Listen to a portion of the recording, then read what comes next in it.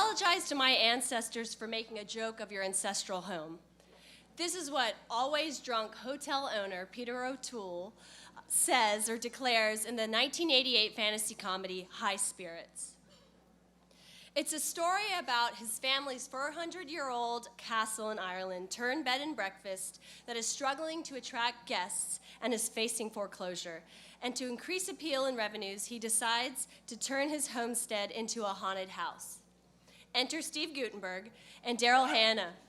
He's an American, she's a ghost, they fall in love, and they do the forbidden, they get it on. In fact, ghosts and visitors are getting it on all over the place. Liam Neeson and Beverly D'Angelo, Meg Tilly, and a priest. Coitus aside, there's an insightful scene in this very cheesy movie. One night, O'Toole and Guttenberg are drunk at the bar. O'Toole is going on and on, swollen with the importance of his family legacy, their crest, their influence, and he realizes in a moment of naked humility that no one cares. Yes, don't see this movie, it's not very good, but do consider that this is the not-so-comedic trope that historic house museums face right now, struggling to make people care. Visitation is declining at an accelerated pace. Many houses are closing their doors entirely, leaving these landmarks to fall into disrepair. So what? Who cares? These are just old houses that white people lived in. Historic house museums are houses transformed into museums. We should care. The placement of a call bell, the construction of a closet, the divisions of upstairs and downstairs, social constructs constructed in a home. These are the stories that matter, but have proven hard to interpret to visitors in an enticing way. Traditional furnishings are staged to be historically accurate, aka putting things the way they used to be back in the day. Clearly, that's not enough. Something's missing, the lived-inness of these places. It's the spaces between the walls, outside the walls, that life occurred, that many lives occurred, in a specific point of history. The architecture, the furnishings, the landscapes are just surfaces for the residue of the lives that occupied them. It's the stories of these spaces that have value. Without a good story, their value is lost.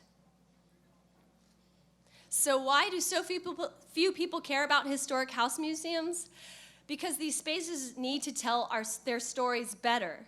Because time and time again, story is lost in the name of preservation and conservation and historical accuracy. I'll tell you about a good storyteller, my grandmother, who would visit from the Philippines once every 5 years. And night after night, she'd tell me about our ancestral home, oceans away. And she would tell me about the ghosts that lived there. And the house would come alive as the hairs on the back of my neck would stand up. She told me there was a room that had been padlocked for decades because guests reported that they woke up to someone fondling their feet and no one was there. Imagine a locked door and no guests. It's a collections department's wet dream. Here lies the paradox. To continue to exist, we need visitors, and we need a lot of them now. And this why don't you get why this stuff you can't touch is really important attitude is not going to work. We need to change that. We need to bring these ghosts to life and so that a new generation might fall in love and get it on, Guttenberg and Hannah style.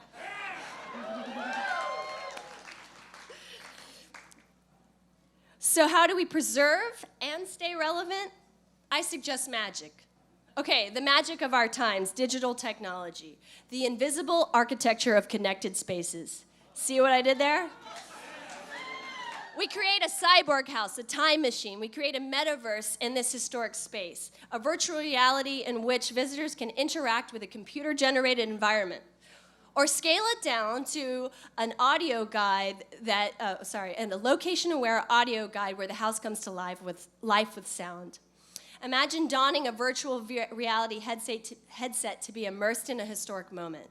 Or scale it down, oh, here it is, to a location-aware guide on a smartphone that brings an empty space to life. This historic house museum will focus less on capturing the truth and will accept that the moment we attempt to tell one story as the only story, we fail. And it's in the multiplicity of comments, likes, tweets, and blogs where we truly show a new generation the indeterminacy of what really happened.